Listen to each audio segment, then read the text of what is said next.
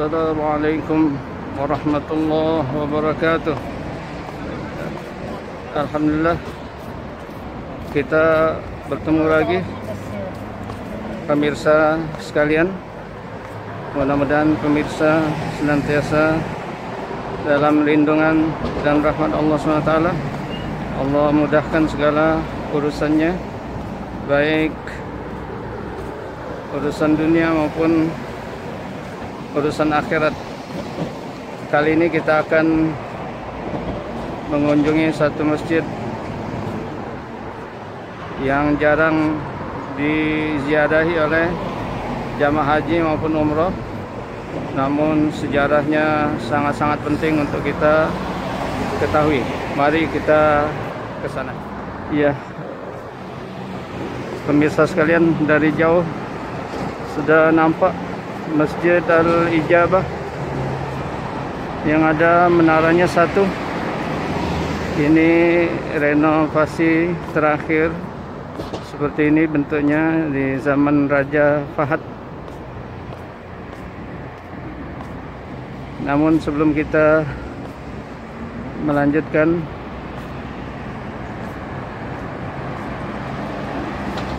mohon selalu dukungan pemirsa sekalian untuk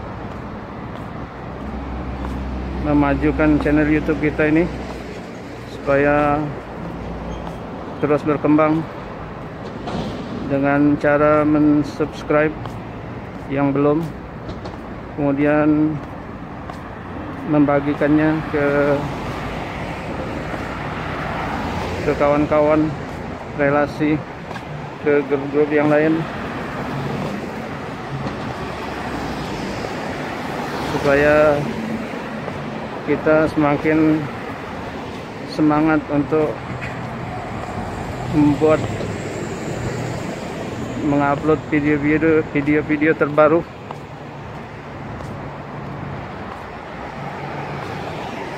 yang bermanfaat, baik dalam bidang sejarah Islam, khususnya yang ada di dua tanah suci ini, dan juga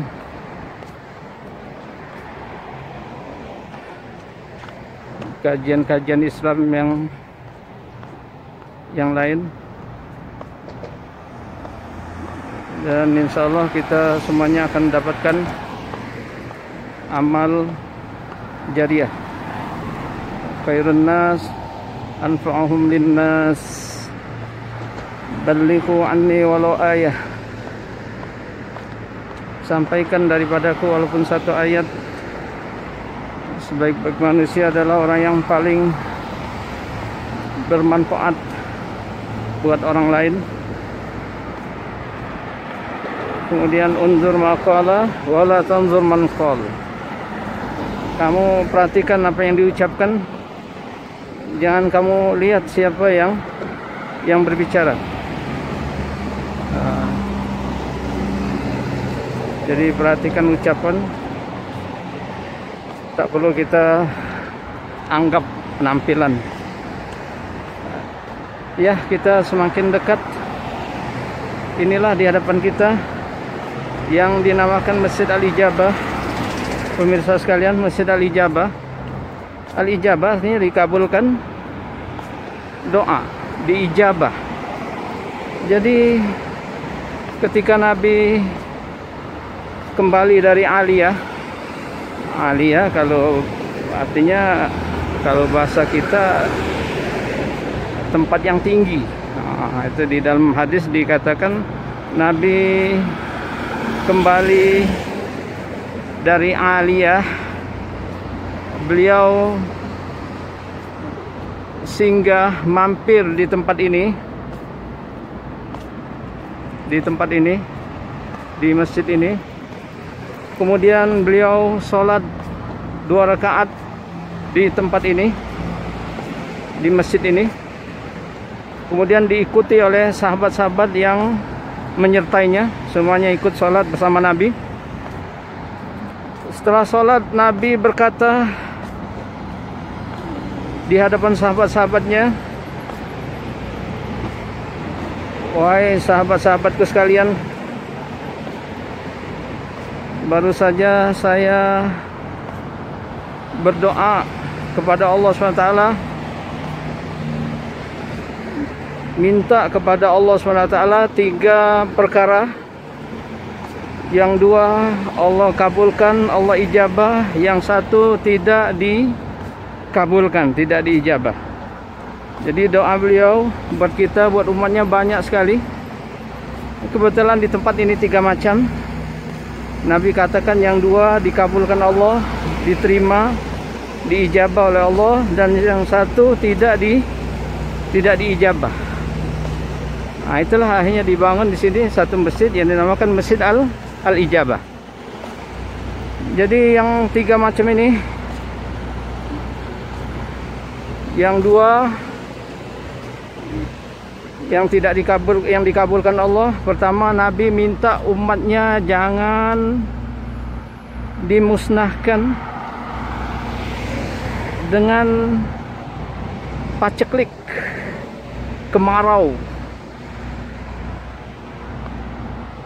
kelaparan, ya kan? Allah kabulkan. Kemudian yang kedua, Nabi minta umatnya jangan dihancurkan, dibinasakan seperti umat Nabi terdahulu.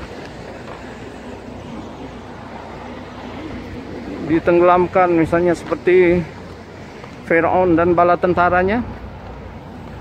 Juga Allah kabulkan.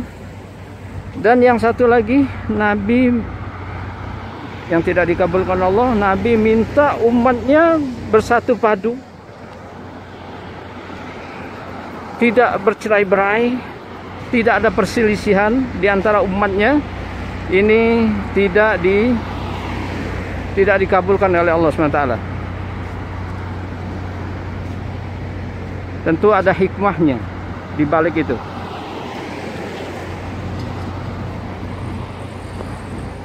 Jangan ada yang bertanya, kenapa tidak dikabulkan ya? Coba dikabulkan, maka kita aman sekarang ini, umat Islam bersatu, tidak bercerai-berai. Kalau bertanya seperti itu ya sama juga. Kita bertanya kenapa Allah SWT susah payah mengutus kekasihnya, Rasulnya, utusannya, kekasihnya, untuk mengajak manusia beriman, masuk Islam. Akhirnya kekasihnya tersebut dianiaya, dipukuli, bahkan dibunuh nabi-nabi terdahulu, termasuk nabi kita. Padahal itu kekasihnya, mengajak mereka beriman kepada Allah. Padahal Allah SWT Maha Kuasa untuk memberikan taufik hidayah, untuk menjadikan semua manusia ini jadi wali Allah semua, jadi orang baik semua, jadi orang mukmin semua. Allah Maha Kuasa. Tapi kenapa Allah susah payah turunkan kekasihnya, Rasulnya, akhirnya dianiaya gara-gara berdakwah?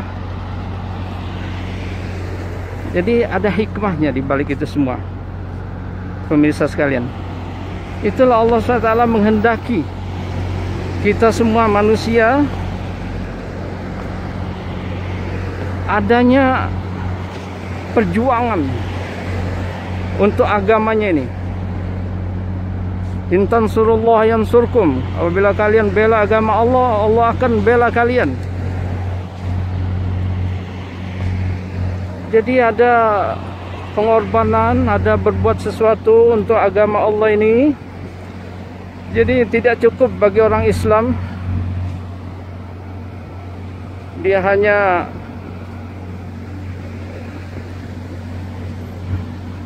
mengerjakan perintah Allah seperti sholat, puasa, kemudian makan, tidur,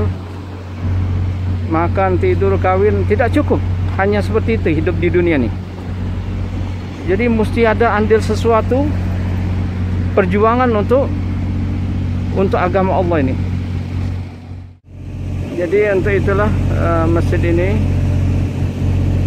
dibangun, masjid di sini, dan dinamakan Masjid Al-Ijabah karena 3 doa Nabi di tempat ini. Yang 2 Allah ijabah, Allah kabulkan. Yang 1 tidak diijabah. Dan masjid ini juga dinamakan juga dengan Masjid Al-Mubahalah. Masjid Al-Mubahalah karena disinilah tempat Nabi bermubahalah dengan orang-orang kafir Najran. Jadi orang-orang Najran mengirim utusannya yang dikepalai oleh seorang uskup, seorang pendeta, dan beberapa orang ahli agama Kristen. Mereka menghadap Nabi. Nabi dakwain mereka, cuma mereka selalu mendebat Nabi. Mereka tetap merasa mereka yang benar, mengatakan bahwasanya Isa itu anak Tuhan. Karena alasan mereka, dia tidak ada bapaknya, gitu kan? Akhirnya Nabi bawakan ayat, Nabi bacakan ayat kepada mereka. Inna masala Isa indallahi kamasali Adam, khalaqahu min turabin thumma qala lahu kun fayakun. Perumpamaan Isa di sisi Allah SWT seperti halnya Adam. Adam yang Allah ciptakan dari tanah, kemudian Allah katakan kepadanya kun, jadi, maka jadilah. Jadi engkau manusia, jadi manusia. Jadi Adam saja yang tidak ada bapak, tidak ada ibu, dari tanah, kenapa yang tidak dianggap sebagai Tuhan? Jadi lebih sederhana lagi Nabi Isa, cuma sekedar tidak ada bapak kan. Jadi alasan mereka seperti itu, karena tidak ada bapak. Hanya setelah dibacakan ayat ini oleh Nabi, mereka tetap membantah. Kami tidak mau terima kalau cuma alasan seperti itu. Sudah, akhirnya Nabi tantang mereka untuk bermubahalah di tempat ini. Sehari kita berkumpul di tempat ini, kalian bawa ahli keluarga kalian, kemudian keluarga saya yang terdekat saya bawa, kemudian kita mubahalah di tempat ini. Oke, kata mereka. Akhirnya keesokan harinya Nabi datang dengan membawa cucu kesayangannya Hasan dan Husain, kemudian Sayyidina Ali bin Abi Thalib radhiyallahu anhu, kemudian juga Fatimah mengikuti di belakangnya. Nabi sampai di tempat ini dilihat oleh orang-orang kafir, orang-orang Nasrani Najran. Mereka semuanya memperhatikan Nabi dari kejauhan datang dengan wajah mereka yang bersinar, berwibawa, sampai mereka satu sama lain berkata, orang wajah-wajah seperti ini kalau mereka minta pada Allah untuk menghilangkan gunung akan hilang, gunung akan tercabut. Jangan bahaya. Iya, azan, nanti kita lanjut lagi.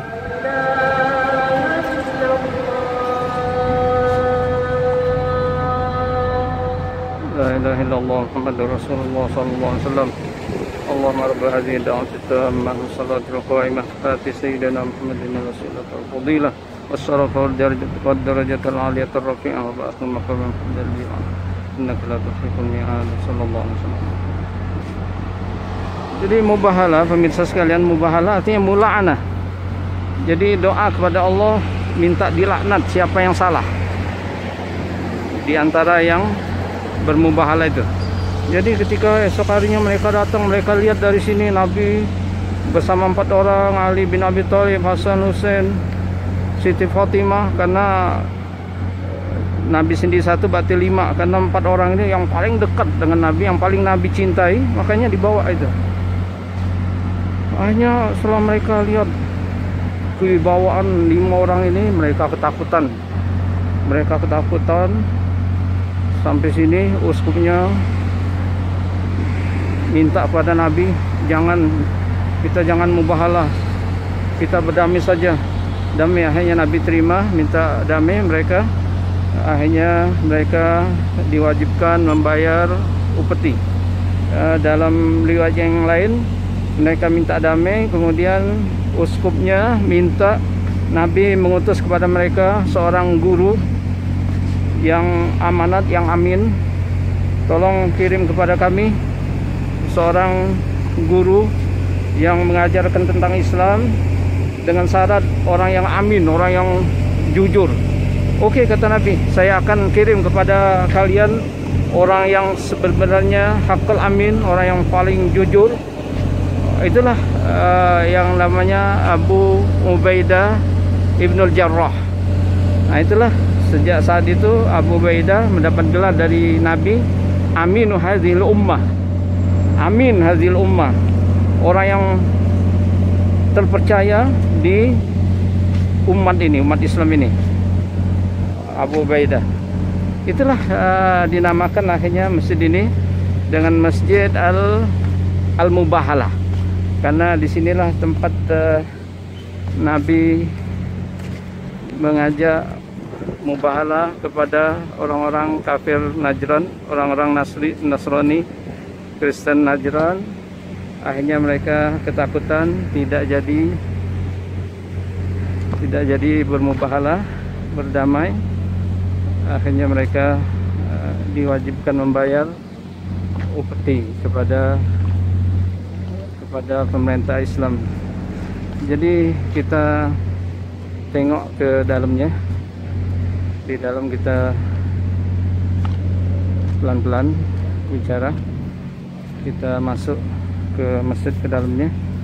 Jangan lupa setiap kali masuk masjid dengan sadar kaki kanan, kemudian dibarengi niat iktikaf, maka kita dapat pahala iktikaf selama berada di dalam masjid tersebut. Abdullah bin Umar